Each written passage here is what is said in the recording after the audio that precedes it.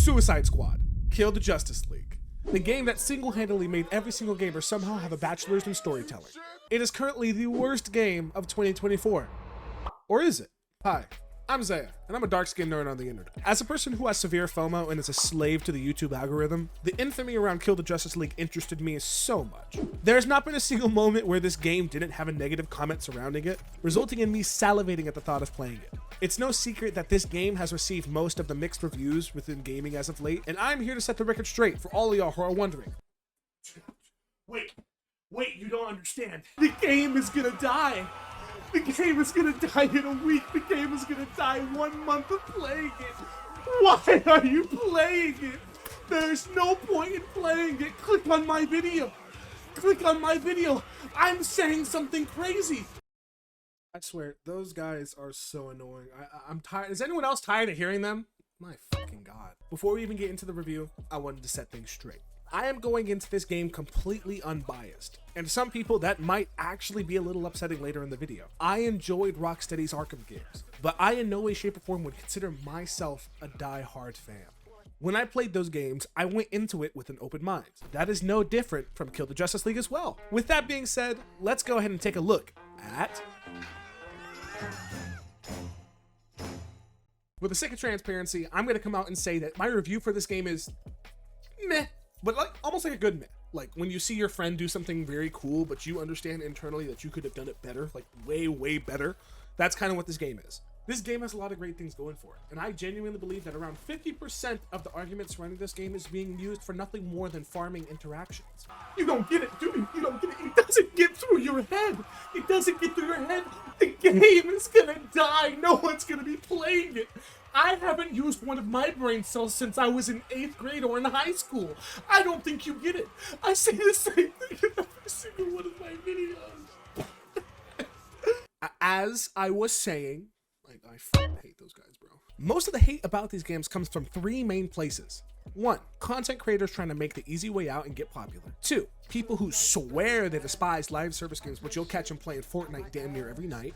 And 3, and I'm not saying this in a derogatory way, seeing as how I am one myself. Listen. I am one myself. Nerds. Oh my goodness. I was trying to see that. Let me try that again. Hating on this game was nothing more than low-hanging fruit to the majority of the community, which is really sad, seeing as how there are some very great elements to this game that don't have a chance to make it past all the rage. With that being said, let's talk about a handful of the positives seen within Suicide Squad, Kill the Justice League. Contrary to what people are talking about, I do think the story is good. The main reason for that is the characters. Not just the main crew, but all of the side characters as well. This game does something that immediately sends them higher in the rankings point, and that is that they have a personality within the game. This game is genuinely funny.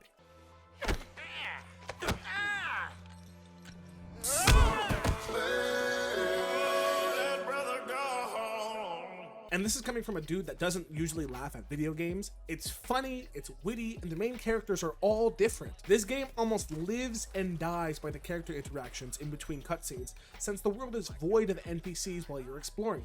It's post-apocalyptic, aliens are invading. There can't really be too many NPCs out in the world, you know? Also something that's against the grain, but it really shouldn't be. But the visuals in this game are also very well done. There was a comparison video that went viral earlier comparing Gotham to Metropolis, saying that the old games looked better. Guys, Gotham does not look better. I need y'all to look at me and listen to me real quick. Gotham is dark, wet, gritty, and most importantly, shadowy. It's no different than when 2K puts a sweaty LeBron and a regular LeBron right next to each other. Metropolis is vibrant, the colors are amazing, and the details are genuinely nice if you take a look at them. The game looks better, and if somebody tells you that it doesn't look better, they're just haters, bro. Yeah, like that's all I can say. But there are also other things that make this game feel genuinely nice. Arguably, no, not even arguably. The best thing this game does is the movement. When you play as King Shark, you are quite literally playing as 2003's The Hulk. If you play as Deadshot, you start playing the Iron Man game that we've all wanted since we were kids. And you turn into an even cooler version of Barry Allen when you play as Boomerang. As you can tell, I saved Harley for last because she is okay, I guess. I mean, yeah. In all honesty, her entire kit is literally just Spider-Man, and unfortunately, she is a much slower version of Spider-Man. resulting in me often switching to other characters to move around the map. But even then, she felt better as you leveled her up, so I'll give her a pass. Either way, everything is great. The combat is fun when combined with the movement, literally going hand in hand. The combat is also smooth and the guns are fun to use, and that is a big plus when we're dealing with a looter shooter. Each of our 4 characters use different sets of guns to differentiate their playstyles, and you can see that while playing. Nanawa, the Chopper Hunter, Deadshot, the AC-130 Marksman Dude, Boomerang, the Blitz Shotgun User, and Harley Quinn, the Bombastic Ballerina. Each of the characters are fun, resulting in you being able to lose time in this game very fast. However, it's at this point in the review where we start talking about the negatives, and there's a bit of them. I'm not gonna lie, there's quite a bit of them. Boo! You stink! When you're playing Suicide Squad Kill the Justice League, your time essentially goes like this. Oh my goodness, I'm playing as the Suicide Squad. This is so cool. Wow, Metropolis is cool and open. I can't wait to keep killing these aliens. Wow, this alien killing is really fun. I can't wait to see how it evolves over time. Man, this alien killing is fun, I guess. Man, I've been doing the same thing for the past 35 hours. I'm kind of bored. The unfortunate reality about this game is that it gets repetitive very, very quickly. And I'm not talking 15 hours down the line. I'm talking 7-8 hours into the story. You've basically seen everything this game has to offer. Once the novelty of, oh wow, I'm a soup killing aliens wears off, you realize you've been doing the same thing with slightly different colors for the past 10 hours straight. It makes the game feel so monotone in comparison to everything else. It's just critical shot, grenade, critical shot, dead. The gameplay loop doesn't really evolve much past that. Adding on to that, the game is not long at all. I beat the game doing essentially all the side missions, and I only had around 29 hours in the game. I understand that the end game is where the crunch of the time is actually supposed to be coming from, but if what we just said was true about the combat, I don't know if the majority of the fan base will still be playing this game by the time the end game actually becomes good. Remember that graphics compliment? I also have a negative there as well. The screen has too much visual clutter, numbers, particles, and insanely distracting heads-up displays. So many times throughout this game, I had to pause the game and literally take a break because my head hurt. And that went double because I had the flu while playing this game. It got to the point to where I eventually just turned it off in order to actually play the game.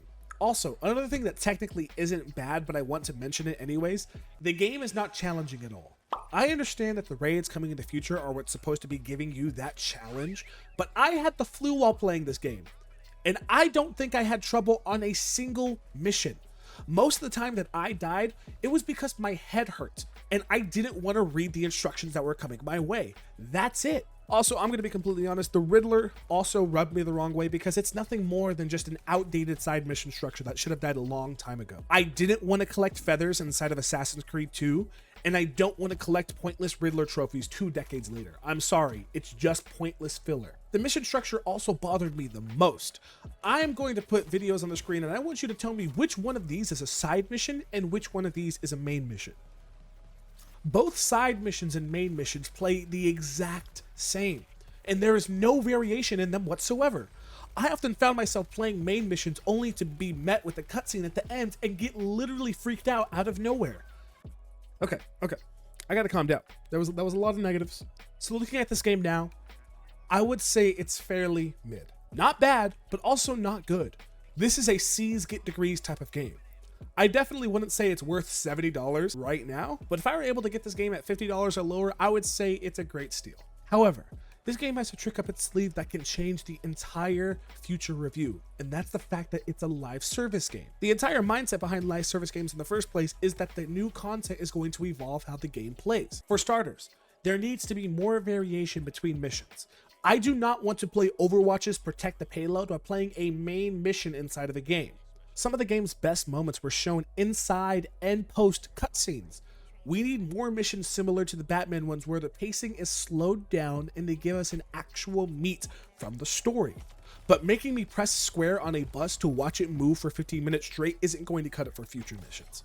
As far as combat goes, this is the one that needs the most work.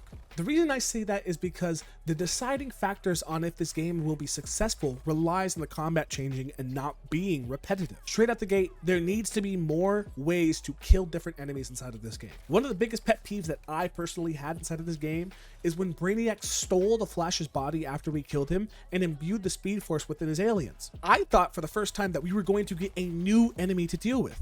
And what did we get instead? The same enemy that moves really fast when it takes too much damage. The status affliction that you gain from poison ivy are the key to this. For example, once the Speed Force aliens stop running, make it to where during that small time where the Speed Forces were charging, you have to freeze them with the with the ice affliction. There you go. That's a much better back and forth between the heroes and the aliens. Something like that alone would make the combat much more challenging and thought-provoking as well. Little things like that for all the different enemy types would help differentiate them tremendously. But hey, what do I know?